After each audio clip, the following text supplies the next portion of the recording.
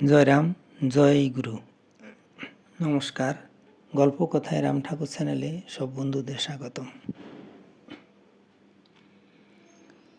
বন্ধুরা, আজ আমি ভক্তের মনের কথা যে ভগবান শুনেন সে সম্পর্কে একটু বলছি।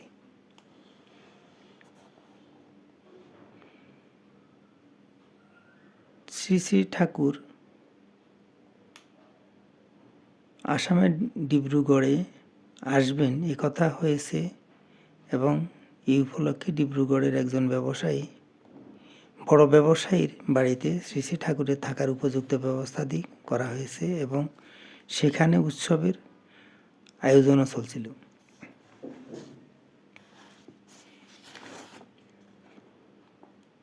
শ্রী শ্রী ঠাকুর যে পথ দিয়ে ওই বাড়িতে যাবার কথা ছিল সেই পথের মধ্যে শ্রীমতী অনুপমা ভট্টাচার্যের বাড়ি। যথাসময়ে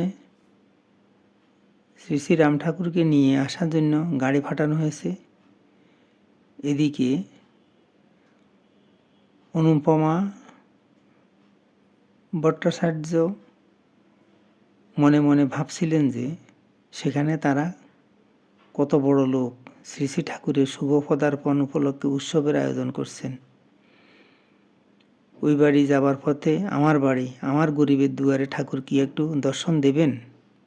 তিনি মনে মনে এরূপ চিন্তা করেছিলেন। শ্রী শ্রী ঠাকুর বলেছেন, অনন্য চিন্তাই নাম।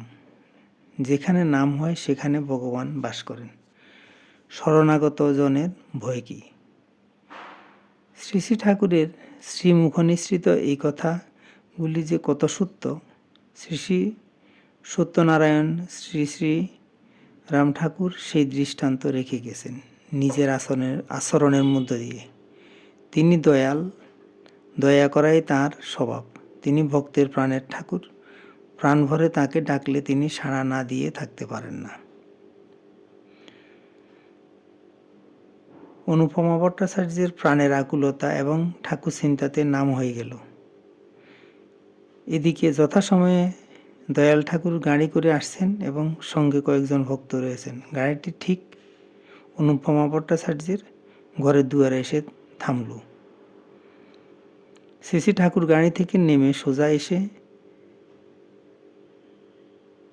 অনুপমা ভট্টাচার্যের খাটের উপর বসলেন।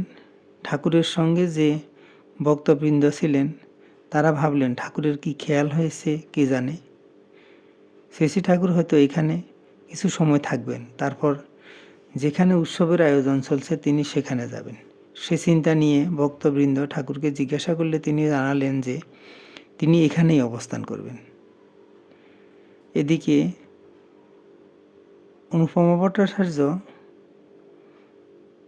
ঠাকুরকে নিয়ে খুব চিন্তায় পড়লেন, এই ভেবে যে তিনি এখন কিভাবে ঠাকুরের জন্য এবং অন্যান্য সকলের জন্য উপযুক্ত ব্যবস্থা করবেন।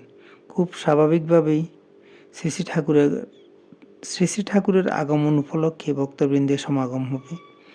অতএব এত লোক সমাগমের এবং ভক্তবৃন্দের প্রসাদ পাবার ব্যবস্থা কি হবে ভেবে যে তিনি মনে মনে বলতে লাগলেন যে ঠাকুর, তুমি এসেছ ঠিকই, কিন্তু এখন আমি এত টাকা পয়সা কোথায় পাই?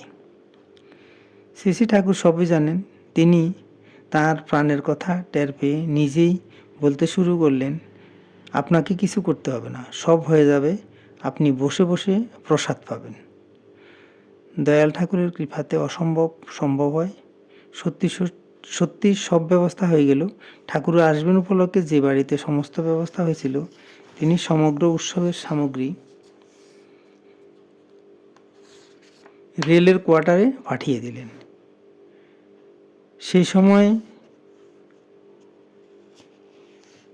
অনুপমা ভট্টাচার্যের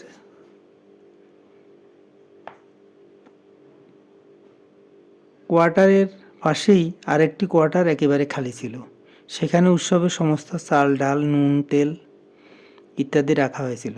কোয়ার্টারের মধ্যে অনেক খালি জায়গা ছিল, সেজন্য উৎসব সম্পন্ন হতে কোনো অসুবিধা হলো না। তিনি প্রাণের ইচ্ছা চেয়েও ঠাকুর অনেক বেশি তার প্রাণের ইচ্ছা চেয়েও ঠাকুর অনেক বেশি শান্তি দিলেন। দয়াল ঠাকুর বলেছেন, উৎসব কি সবার মধ্যে তিনি থাকেন না। শ্রী ভগবান ভক্তের হৃদয়ে বাস করেন, অতএব যেখানে হৃদয়ের আগুতি সেখানে উৎসব আপনা থেকেই হয়ে যায়। বন্ধুরা, আমি এখন একটি ঠাকুরের বেদবাণী থেকে বাণী পাঠ করে আপনাদেরকে শোনাচ্ছি। ঠাকুর বলেছেন, জগতে কিছুই প্রয়োজন ঘটাইতে চেষ্টা করিতে নাই, কোনো প্রার্থনা করিতে নাই, সকলই ভগবান প্রত্যক্ষরূপ সর্বদা দৃষ্টির গোচর করিয়া রাখিতেছেন। এমত অবস্থায় প্রয়োজন যাহার উপস্থিত হয় তিনি তাহা করিয়া লন, কোনো অভাবেই রাখেন না। এই ভগবানের স্বভাব। অতএব তাহার স্মরণে সর্বদা লিপ্ত থাকাই প্রয়োজন করিতে হয়। বন্ধুরা, আজ এই পর্যন্তই। আগামী দিন আবার শ্রী শ্রী ঠাকুর সম্পর্কে গল্প বাণী নিয়ে আপনাদের সাথে থাকব। বন্ধুরা, চ্যানেলটি যদি আপনাদের ভালো লেগে থাকে তাহলে বেশি বেশি করে সাবস্ক্রাইব করবেন, চ্যানেলটির পাশে থাকবেন, লাইক শেয়ার কমেন্ট করবেন আরও ভালো ভালো ভিডিও পেতে। ধন্যবাদ, ভালো থাকবেন। জয় গোবিন্দ, গুরু কৃপায় কেবলম।